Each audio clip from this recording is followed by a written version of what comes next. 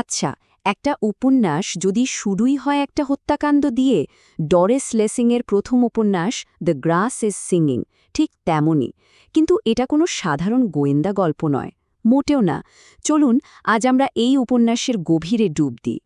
হ্যাঁ, একদম ঠিক শুনছেন।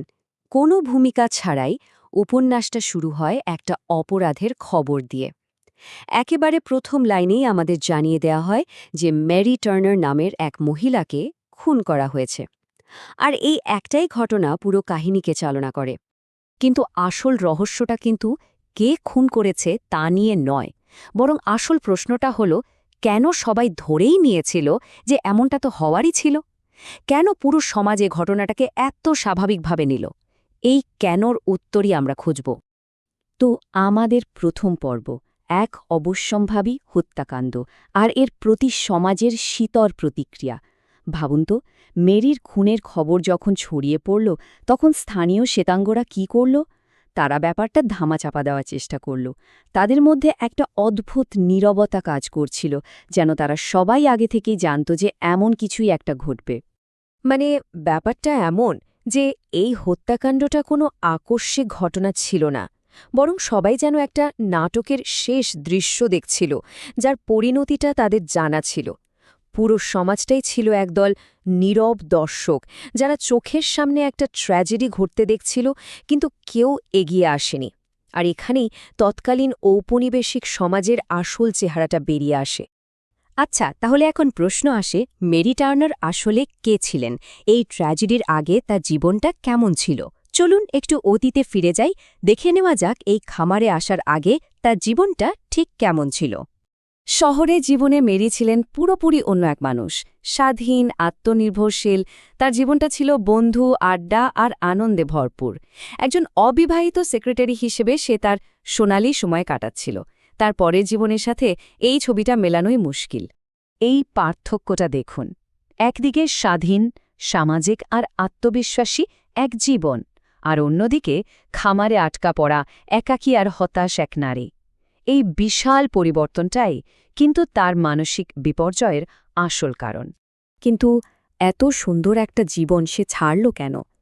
কারণটা শুনলে অবাক হতে হয়। একদিন সে আড়াল থেকে শুনে ফেলে তার বন্ধুরা তাকে নিয়ে হাসাহাসি করছে, বলছে যে তার আর বিয়ে হবে না। এই একটা কথাই তার আত্মবিশ্বাসে এমনভাবে ঘা দেয় যে সে হুট করে সিদ্ধান্ত নেয় যে কোনো একজনকে বিয়ে করে ফেলবে। আর এভাবেই তার জীবনে আসে কৃষক ডিক টার্নার। তো এরপর শুরু হলো তার জীবনের নতুন অধ্যায়, উপনিবেশবাদের ফাঁদ। চলুন দেখি খামারের জীবনটা কিভাবে মেরির জন্য একটা প্রেসার কুকারের মতো হয়ে উঠল, যা তাকে একটু একটু করে ভাঙতে শুরু করে। এই ব্যাপারটা বুঝতে হলে তখনকার ঔপনিবেশিক রোডেশিয়ার সমাজটাকে জানা খুব দরকার। এখনকার জিম্বাবুয়ে এটা এমন একটা সমাজ ছিল যা টিকে ছিল কঠোর বর্ণবৈষম্যের ওপর। ভয় আর অসম্মানই ছিল সাদা চামড়ার মালিক আর কালো চামড়ার শ্রমিকদের সম্পর্কের মূল ভিত্তি। মেরির অবস্থাটা একবার ভাবুন। একদিকে খামারটা দিনের পর দিন লোকসানে চলছে, স্বামীটিও দুর্বল আর হতাশ। অন্যদিকে প্রতিবেশীরা গরিব শ্বেতাঙ্গ বলে তাদের একঘরে করে রেখেছে। এর সাথে যোগ হয়েছে এই দম বন্ধ করা পরিবেশের একাকিত্ব।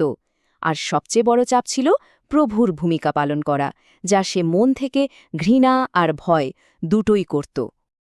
আর এখান থেকেই গল্পের সবচেয়ে জটিল অংশটা শুরু হয়। মেরি আর তার কৃষ্ণাঙ্গ খামার শ্রমিক মোজেসের মধ্যে তৈরি হওয়ার সেই অদ্ভুত সম্পর্কটা একটা মারাত্মক মনস্তাত্ত্বিক খেলা, যা শেষ পর্যন্ত মেরির ভাগ্য নির্ধারণ করে দেয়। তাদের মধ্যে ক্ষমতার সমীকরণটা কিভাবে উল্টে গেল দেখুন। প্রথমে মেরি তার কর্তৃত্ব দেখানোর জন্য মোজেসকে চাবুক দিয়ে মারে, কিন্তু এরপর যখন মোজেস কাজ ছেড়ে চলে যেতে চায়, মেরির একাকিত্ব তাকে এতটাই মরিয়া করে তোলে যে সে তাকে থেকে যাওয়ার জন্য প্রায় অনুরোধ করে।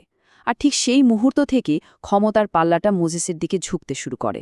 সে মেরিকে নির্দেশ দিতে থাকে, আর মেরি তা মানতে শুরু করে। একসময় মেরি মানসিকভাবে পুরোপুরি মোজেসের অধীন হয়ে পড়ে। প্রভু আর ভৃত্যের ভূমিকাটা একেবারে বদলে যায়। তো এই যে মেরির করুণ পরিণতি, এটা কিন্তু শুধু একটা ব্যক্তিগত ট্র্যাজেডি নয়। এর মাধ্যমে লেখক ডরিস লেসিং আসলে পুরো সিস্টেমটাকেই কাঠগড়ায় দাঁড় করিয়েছেন। মানে মেরির হত্যাকাণ্ডটা ছিল আসলে একটা প্রতীক। কিসের প্রতীক? পুরো ঔপনিবেশিক ব্যবস্থার নৈতিক আর মনস্তাত্ত্বিক পতনের প্রতীক। লেসিং এটাই দেখাতে চেয়েছেন যে এই ধরনের শোষণমূলক ব্যবস্থা শুধু শোষিতদের জীবনই কেড়ে নেয় না, বরং যারা শোষণ করে তাদেরও ভেতর থেকে শেষ করে দেয়। ভাবতে পারেন, এই উপন্যাসটা লেখার প্রায় 5 দশক পর 2007 সালে ডরিস লেসিং তার কাজের জন্য সাহিত্যে সর্বোচ্চ সম্মানটা পান। নোবেল কমিটি তাকে কি বলেছিল জানেন? নারী অভিজ্ঞতার মহাকাব্যিক ভাষ্যকার। এই একটা কথাই বুঝিয়ে দেয় যে তিনি বিংশ শতাব্দীর সাহিত্যে কতটা গুরুত্বপূর্ণ একজন ব্যক্তিত্ব ছিলেন। এই আলোচনা শেষ করার আগে চলুন একটা বিষয় ভাবি। দ্য গ্রাস ইজ সিঙ্গিংয়ে ক্ষমতা, বর্ণ আর লিঙ্গের যে জটিল সম্পর্কগুলো দেখানো হয়েছে, সেগুলো কি আজকের দিনেও আমাদের সমাজে একইভাবে প্রাসঙ্গিক নয়?